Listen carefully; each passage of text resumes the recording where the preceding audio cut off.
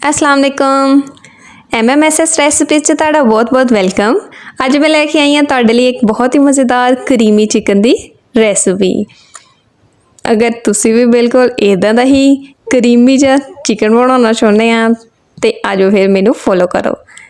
ਤੇ ਅਗਰ ਤੁਸੀਂ ਹਜੇ ਤੱਕ ਮੇਰਾ ਚੈਨਲ ਸਬਸਕ੍ਰਾਈਬ ਨਹੀਂ ਨਾ ਕੀਤਾ ਤੇ ਹੁਣ ਕਰ ਲਓ, ਕਿਉਂਕਿ ਮੈਂ ਤੁਹਾਨੂੰ ਸਿਖਾਉਣੀ ਆ ਬਹੁਤ ਹੀ ਮਜ਼ੇਦਾਰ ਜਿਹੀਆਂ ਰੈਸਿਪੀਆਂ। ਦੇਖ ਰਹੇ ਆ ਕਿੰਨਾ ਕਰੀਮੀ ਜਿਹਾ ਚਿਕਨ ਬਣਿਆ, ਇਹਦਾ ਇੰਨਾ ਟੈਕਸਚਰ ਕਰੀਮੀ ਕਿੱਦਾਂ ਬਣਨਾ ਆ। ਇਹ ਮਸਲਾ ਹੁੰਦਾ ਨਾ। ਚਲੋ ਅੱਜ ਆਹੀ ਤੁਹਾਡਾ ਮਸਲਾ ਹੱਲ ਕਰਦੇ ਆ। ਸਾਰਿਆਂ ਤੋਂ ਪਹਿਲਾਂ ਆਪਾਂ ਇਹਨੂੰ ਬਣਾਉਣ ਲਈ ਲਾਂਗੇ ਇੱਥੇ ਇੱਕ ਕੜਾਈ। ਇਹਦੇ ਵਿੱਚ ਤਕਰੀਬਨ ਮੈਂ ਹਾਫ ਕੱਪ ਆਇਲ ਪਾ ਲਿਆ ਤੇ ਹੁਣ ਇਹਦੇ ਵਿੱਚ ਮੈਂ 1 ਕਿਲੋ ਇੱਥੇ ਚਿਕਨ ਲਿਆ। 1 ਕਿਲੋ ਚਿਕਨ ਦੀ ਆਪਾਂ ਰੈਸਿਪੀ ਇੱਥੇ ਜਿਹੜੀ ਆ ਫੋਲੋ ਕਰਾਂਗੇ, ਠੀਕ ਆ। ਤੇ ਹੁਣ ਆਪਾਂ ਇਹਨੂੰ ਕਰ ਲਾਂਗੇ ਫਰਾਈ।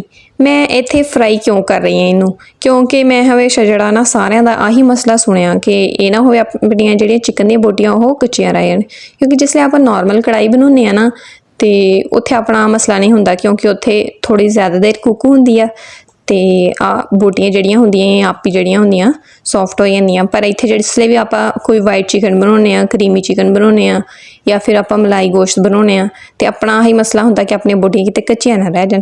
ਇਸ ਲਈ ਪਹਿਲਾਂ ਹੀ ਤੁਸੀਂ ਜਿਹੜਾ ਨਾ ਇਹਨੂੰ ਆਇਲ ਪਾ ਕੇ ਥੋੜ੍ਹੀ ਦੇਰ ਪਹਿਲਾਂ ਢੱਕਣਾ ਦੇ ਕੇ ਪਕਾ ਲਓ ਤਾਂ ਕਿ ਜਿਹੜੀਆਂ ਇਹਦੀਆਂ ਬੋਟੀਆਂ ਅੰਦਰ ਤੱਕ ਹੋ ਜਾਣ ਸੌਫਟ, ਠੀਕ ਆ। ਤੇ ਹੁਣ ਆਪਾਂ ਜਿਹੜਾ ਇਹਨੂੰ ਚੰਗੀ ਤਰ੍ਹਾਂ ਫਰਾਈ ਕਰ ਲਾਂਗੇ। ਹੁਣ ਆਪਾਂ ਇਹਦੇ ਵਿੱਚ ਪਾਵਾਂਗੇ ਚੌਪ ਕੀਤਾ ਹੋਇਆ ਪਿਆਜ਼। ਮੈਂ ਤਾਂ ਪਿਆਜ਼ ਇੱਥੇ ਥੋੜ੍ਹਾ ਜਿਹਾ ਗ੍ਰਾਈਂਡ ਕਰ ਲਿਆ ਸੀ ਤਾਂ ਕਿ ਇਹ ਥੋੜ੍ਹਾ ਖੜਾ ਖੜਾ ਨਾ ਰਵੇ। ਤੁਸੀਂ ਵੀ ਇਹਨੂੰ ਗ੍ਰਾਈਂਡ ਕਰ ਸਕਦੇ ਆ, ਪਰ ਅਗਰ ਤੁਸੀਂ ਇਹਨੂੰ ਚੌਪ ਕਰਕੇ ਹੀ ਪਾਉਣਾ ਚਾਹੁੰਦੇ ਆ ਤੇ ਤਾਂ ਵੀ ਪਾ ਸਕਦੇ ਆ, ਕੋਈ ਮਸਲਾ ਨਹੀਂ ਹੈਗਾ। ਫਿਰ ਇਹ ਤੋਂ ਬਾਅਦ ਆਪਾਂ ਪਾਵਾਂਗੇ ਇੱਥੇ ਕਾਜੂ ਦਾ ਪੇਸਟ। ਮੈਂ ਤਕਰੀਬਨ 7 ਤੋਂ 8 ਕਾਜੂ ਦਾ ਪੇਸਟ ਬਣਾ ਲਿਆ ਸੀਗਾ। ਤੇ ਅਗਰ ਤੁਹਾਡੇ ਕੋਲ ਕਾਜੂ ਅਵੇਲੇਬਲ ਨਹੀਂ ਹੈਗੇ ਤਾਂ ਕੋਈ ਮਸਲਾ ਨਹੀਂ ਹੈਗਾ, ਤੁਸੀਂ ਪਰੇਸ਼ਾਨ ਨਹੀਂ ਹੋਣਾ। ਇਹਦੀ ਜਗ੍ਹਾ ਤੁਸੀਂ ਬਦਾਮ ਭਿਗੋ ਕੇ ਛੀਲ ਕੇ ਤੇ ਉਹਦਾ ਪੇਸਟ ਤਿਆਰ ਕਰ ਲਓ। ਇਹ ਸਿਰਫ ਆਪਾਂ ਇਸ ਲਈ ਪਾ ਲਏ ਆ ਤਾਂ ਕਿ ਇਹਦਾ ਟੇਸਟ ਥੋੜ੍ਹਾ ਜਿਹਾ ਇਨਹੈਂਸ ਹੋ ਸਕੇ, ਠੀਕ ਆ। ਇਹ ਐਕਸਟਰਾ ਚੀਜ਼ ਆਪਣੀ। ਤੇ ਇਹਦੇ ਵਿੱਚ ਆਪਾਂ ਹੁਣ ਪਾਵਾਂਗੇ ਸਬਜ਼ ਮਿਰਚ, ਲਸਣ ਤੇ ਅਦਰਕ ਦਾ ਪੇਸਟ। ਇਹਨੂੰ ਵੀ ਪਾ ਕੇ ਆਪਾਂ ਹੁਣ ਚੰਗੀ ਤਰ੍ਹਾਂ ਭੁੰਨ ਲਾਂਗੇ, ਠੀਕ ਆ। ਅੱਗ ਤੁਸੀਂ ਜਿਹੜੀ ਆਪਣੇ ਹਿਸਾਬ ਨਾਲ ਰੱਖਣੀ ਆ, ਬਹੁਤ ਤੇਜ਼ ਨਹੀਂ ਰੱਖਣੀ ਤੇ ਬਹੁਤ ਸਲੋ ਵੀ ਨਹੀਂ ਰੱਖਣੀ, ਬਹੁਤ ਤੇਜ਼ ਵੀ ਨਹੀਂ ਰੱਖਣੀ ਕਿ ਮਿੰਟ ਦੇ ਵਿੱਚ ਜਲ ਕੇ ਪਰੇ ਹੋ ਜਾਏ। ਇਹਨੂੰ ਚੰਗੀ ਤਰ੍ਹਾਂ ਆਪਾਂ ਭੁੰਨ ਲਾਂਗੇ। ਇਹਦੇ ਤੋਂ ਬਾਅਦ 'ਚ ਆਪਾਂ ਹੁਣ ਇਹਦੇ ਵਿੱਚ ਪਾ ਦਾਂਗੇ ਨਾਲੇ ਹੀ ਵਾਈਟ ਮਿਰਚ ਪਾਊਡਰ, ਠੀਕ ਆ। ਮੈਂ ਇੱਥੇ ਕਾਲੀ ਮਿਰਚ ਪਾਊਡਰ ਨਹੀਂ ਯੂਜ਼ ਕਰ ਰਹੀ ਕਿਉਂਕਿ ਕਾਲੀ ਮਿਰਚ ਦੇ ਨਾਲ ਇਹ ਜਿਹੜੀ ਕੜਾਈ ਹੈਗੀ ਆ ਇਹ ਆਪਣੀ ਬਲੈਕ ਹੋ ਜਾਣੀ ਆ, ਇਸ ਲਈ ਮੈਂ ਵਾਈਟ ਮਿਰਚ ਯੂਜ਼ ਕਰ ਰਹੀ ਹਾਂ। ਤੇ ਇਹ ਤੋਂ ਬਾਅਦ ਇਹਦੇ ਵਿੱਚ ਨਮਕ ਪਾ ਦਿਓ ਤੇ ਹੁਣ ਆਪਾਂ ਇਹਨੂੰ ਚੰਗੀ ਤਰ੍ਹਾਂ ਭੁੰਨ ਲਾਂਗੇ। ਲਓ ਜੀ, ਆਪਣਾ ਹੁਣ ਆ ਮਸਾਲਾ ਗਿਆ ਚੰਗੀ ਤਰ੍ਹਾਂ ਭੁੱਜ। ਪਰ ਹੁਣ ਨਾ ਇੱਥੇ ਇੱਕ ਮਸਲਾ ਆ ਕਿ ਆ ਜਿਹੜਾ ਮਸਾਲਾ ਆ ਨਾ ਇਹ ਤੁਹਾਨੂੰ ਦਿਸ ਰਿਹਾ ਬੋਟੀਆਂ ਨਾਲ ਥੋੜ੍ਹਾ ਜਿਹਾ ਲੈਦਾ ਆ। ਇਸ ਚੀਜ਼ ਨੂੰ ਹੁਣ ਆਪਾਂ ਕਵਰ ਅਪ ਕਰਨ ਲਈ ਇਹਦੇ ਵਿੱਚ ਐਡ ਕਰ ਦਾਂਗੇ ਦਹੀਂ। ਦਹੀਂ ਤਕਰੀਬਨ ਮੈਂ ਇੱਥੇ ਲੈ ਰਹੀ ਹਾਂ ਹਾਫ ਕੱਪ। ਇਹ ਦਹੀਂ ਐਡ ਕਰਨ ਦਾ ਫਾਇਦਾ ਆਹ ਆ ਕਿ ਇਹਦਾ ਜਿਹੜਾ ਮਸਾਲਾ ਜਿੰਨਾ ਵੀ ਤੁਹਾਡਾ ਖੜਾ ਖੜਾ ਹੋਊਗਾ ਜਾਂ ਫਿਰ ਬੋਟੀਆਂ ਤੋਂ ਬਿਲਕੁਲ ਲੈਦਾ ਹੋਊਗਾ ਤੇ ਉਹ ਚੀਜ਼ ਜਿਹੜੀ ਆ ਨਾ ਦਹੀਂ ਕਵਰ ਅਪ ਕਰੂਗਾ ਕਿ ਇਹਦੇ ਨਾਲ ਮਸਾਲਾ ਸੌਫਟ ਹੋ ਜਾਊਗਾ ਤੇ ਬਿਲਕੁਲ ਇਹਦਾ ਮੁਲਾਇਮ ਜਿਹਾ ਟੈਕਸਚਰ ਬਣ ਜਾਊਗਾ। ਇਸ ਸਟੇਜ ਤੇ ਮੈਂ ਇਹਨੂੰ ਢੱਕਣ ਦੇ ਕੇ ਪਕਾ ਰਹੀ ਹਾਂ ਕਿਉਂਕਿ ਮੈਂ ਚਾਹੁੰਦੀ ਹਾਂ ਕਿ ਦਹੀਂ ਤੇ ਪਾਣੀ ਦੇ ਵਿੱਚ ਹੀ ਜਿਹੜਾ ਇਹ ਗੋਸ਼ਤ ਹੋਰ ਸੌਫਟ ਹੋ ਜਾਵੇ। ਲਓ ਜੀ, ਆਪਣਾ ਹੁਣ ਇਦਾਂ ਦਾ ਮਸਾਲਾ ਬਣ ਗਿਆ। ਹੁਣ ਵਾਰੀ ਆਉਂਦੀ ਹੈ ਇਹਦੇ ਸਾਰਿਆਂ ਤੋਂ ਮੇਨ ਇੰਗਰੀਡੀਐਂਟ ਦੀ।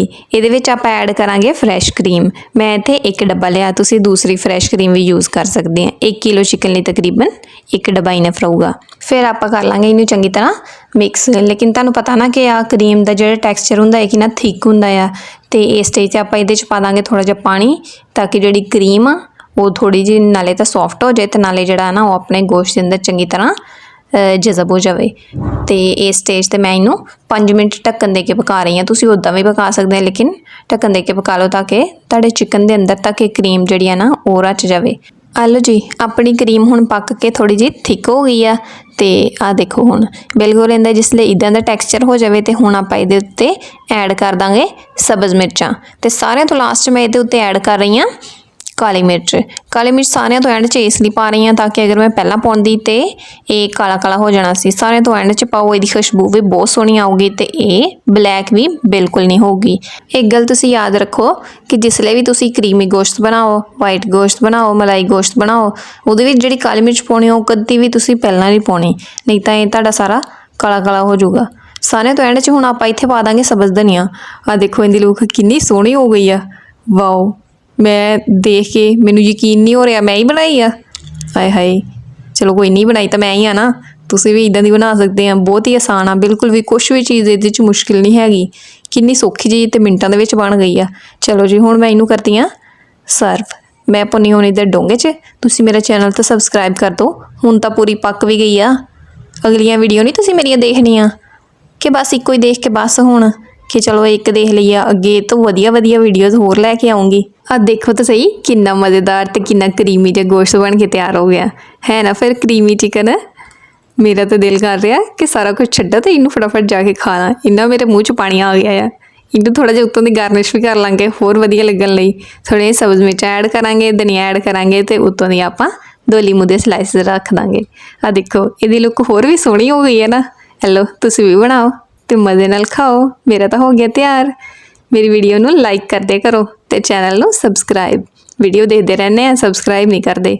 ਇਹ ਮੇਰਾ ਬੜਾ ਵੱਡਾ ਮਸਲਾ ਆ। ਪਤਾ ਨਹੀਂ ਕੀ ਆ, ਪਤਾ ਨਹੀਂ ਤੁਹਾਨੂੰ ਵੀਡੀਓ ਪਸੰਦ ਨਹੀਂ ਆਉਂਦੀ ਜਾਂ ਮੈਂ ਚੰਗੀ ਨਹੀਂ ਬਣਾਉਂਦੀ। ਬਹਰਹਾਲ ਮੈਂ ਜਿਸ ਲਈ ਬਣਾਉਂਦੀ ਹਾਂ ਮੇਰਾ ਤਾਂ ਦਿਲ ਕਰਦਾ ਫਟਾਫਟ ਖਾ ਲਾਂ। ਚਲੋ I can't wait. Bye bye, ਅੱਲਾ ਹਾਫਿਜ਼। ਅਗਲੀ ਵੀਡੀਓ ਤੱਕ।